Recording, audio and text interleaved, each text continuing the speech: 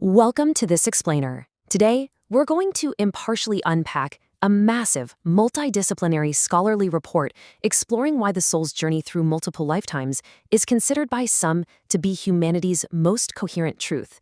We are going to go over absolutely everything, from ancient theology and suppressed history to modern quantum physics, to really understand this deeply fascinating framework. Let's just jump right in with the single most persistent, cross-cultural question in human history. What actually happens to consciousness after the body dies? You see, across every single continent, civilizations that had absolutely no contact with one another arrived at a strikingly similar answer. The soul doesn't perish. It continues, and it returns. Because we're covering so much ground today, here's our roadmap. We'll start with the universal ancient belief, look at its suppression in the West, explore global mysticism, dive into the hard scientific evidence, and finally, wrap up with a converging coherent model. You know, the idea that our consciousness survives physical death to return anew is a concept that has literally echoed throughout history. Take Ralph Waldo Emerson, for example. He perfectly synthesizes this ancient thought that dominated India, Greece, Egypt, and Celtic Europe, saying, the soul comes from without, into the human body, as into a temporary abode. It passes into other habitations, for the soul is immortal. Moving to Section 1, a universal ancient belief. Diving into the deep roots of Eastern philosophy, we find a really sophisticated contrast. Hinduism gives us the oldest recorded system, proposing the Atman. Think of the Atman as an eternal soul that basically changes bodies like discarding old clothes, all driven by karma. Buddhism, on the other hand, introduces this radical twist called anatta, meaning no permanent self. So rebirth still happens, but it's more like a stream of consciousness carrying karmic imprints, kind of like a flame being passed from one candle to the next. Two distinct mechanics, but one foundational truth. Moving west, we see that the foundational figures of Western philosophy embedded transmigration right into their core arguments for logic and ethics. Pythagoras actually claimed to remember his own past lives, including one as a Trojan warrior. And then you have Plato presenting the myth of detailing how souls review their past lives and choose their next incarnations. Even more fascinating is Plato's concept of amnesis. This is the idea that all human knowledge is actually just a memory recalled from our previous lives. But this begs a massive historical question. If this belief was so ubiquitous, why did mainstream Western religion completely abandon it? Which brings us to Section 2, Suppression in the West. The report highlights a historical truth that honestly surprises a lot of people. Early Christianity initially held profound frameworks for the soul's multi-life journey. The theologian Origen of Alexandria taught apokatastasis. This was a mainstream teaching proposing the pre-existence of souls and a universal restoration process spanning multiple lives. We see this heavily in the Gnostic Gospels too, where material existence is treated as a temporary school, not a final destination. So, what happened? Well, this timeline reveals the Great Severing. Reincarnation wasn't outgrown theologically. The report argues it was violently suppressed by institutional authorities to consolidate political and financial power. Around 220 CE, Origen is writing about soul pre-existence. Fast forward to 553 CE, and Emperor Justinian convenes the Council of Constantinople, officially making reincarnation a punishable heresy. Why? Because a theology offering only one life creates an immediate fear of hell, making the institution the ultimate gatekeeper. This suppression reached its absolute peak in 1209, when Pope Innocent III launched the Albigensian Crusade, literally massacring Cathar believers who stubbornly held on to reincarnation. Yet, despite this targeted erasure, the concept refused to die. Let's look at Section 3, Global Mysticism and Traditions. Despite that targeted erasure, the belief stubbornly survived in mystical frameworks all over the globe.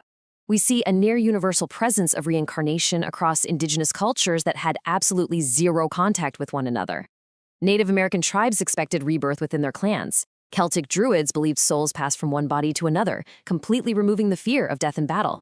West African traditions look for ancestor returns, and Aboriginal Australians believe spiritual beings cycle through incarnations via the dream time. The report notes this as a massively significant anthropological data point. It suggests a shared, genuine human intuition rather than just isolated cultural myth-making. All right, let's look at the data. Section 4, the scientific evidence.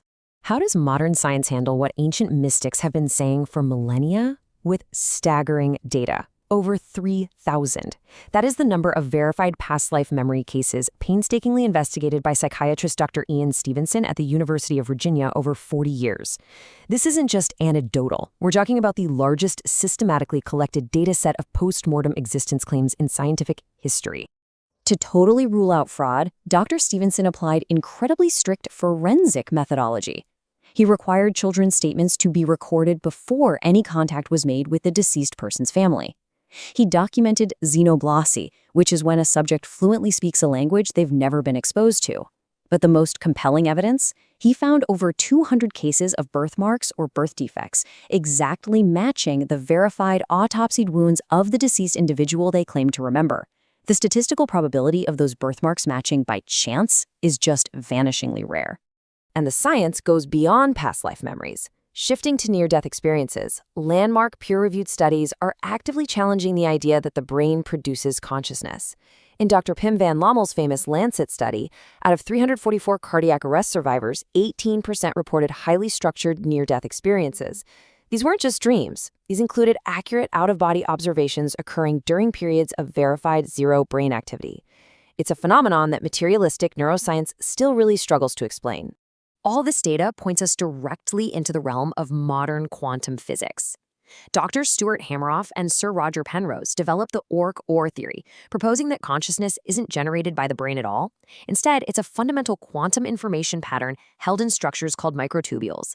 As Dr. Hameroff puts it, if the patient is resuscitated, this information can go back. If they're not resuscitated, this information could remain as a soul.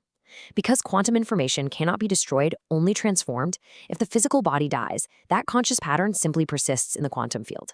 Bringing it all together. Section 5. A converging coherent model. When we synthesize all of this, historical philosophy, global mysticism, psychiatry, and quantum mechanics, reincarnation emerges as the most intellectually coherent model of existence. Just look at these 5 points of convergence. It has incredible explanatory power for things like NDEs and child prodigies. It's totally universal.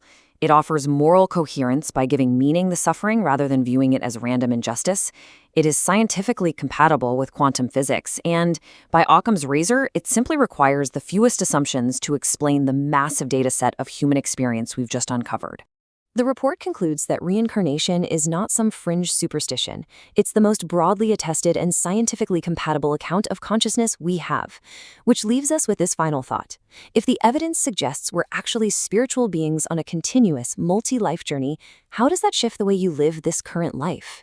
If consciousness is a persistent pattern that survives death, what will your next chapter be? Thanks for joining us for this explainer. We hope it gave you an entirely new, structured lens through which to view reality.